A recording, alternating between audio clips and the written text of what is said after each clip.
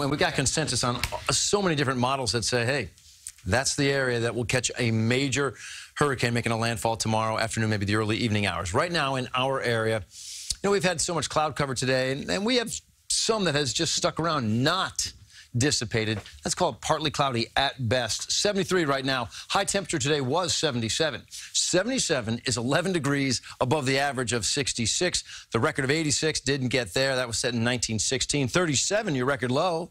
1988, we were 66 for a low. 79 for your day tomorrow. It's going to be warmer out there. Humidity is bumped up as well. 79 comes with a partly sunny sky overhead.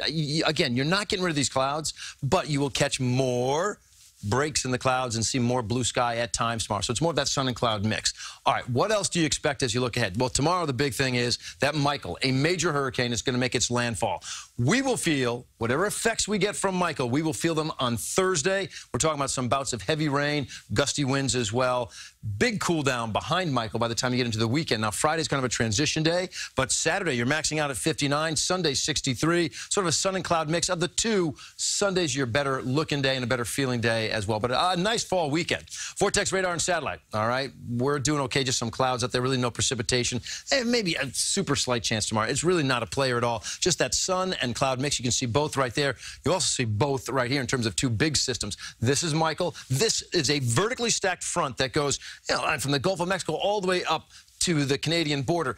Let's get a little tighter here. I want to show you how these two are going to interact, because this front is going to be steering. This is the steering mechanism. This is, okay, the hurricane. If you can think of this as like the baseball bat, this is the ball. As this ball is pitched, this bat, boy, I'm using baseball references here, right?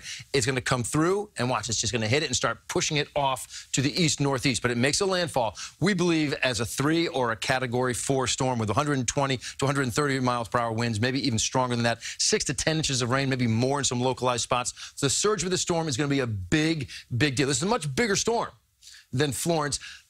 I guess the only good news is this one's moving so much faster than Florence. Florence stalled, but it's a bigger system. So you're also putting it into a portion of our country that is so prone to storm surge because of the way the topography is set up. You got land masses on both sides of this corner giving in dry air that it just tends to weaken that storm after it pushes on shore, not before it pushes on shore. It then gets pushed out to sea by that front coming through the area. We will get the downpours on Thursday, potentially 1 to 2 inches of rain, maybe more in some spots, so not like what I see down south. But again, the big thing with this storm will be those strong winds and the storm surge as well. So 79 tomorrow, 77 on Thursday. Thursday's our messy day. Friday, you kind of transition, and the weekend, as I showed you, temperatures more like around 60 degrees with a sunny sky.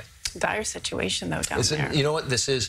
If this one had a little window in time where it could have weakened, and it didn't catch that opportunity. So this is coming in real strong. Oh, boy. Thank you, Lonnie.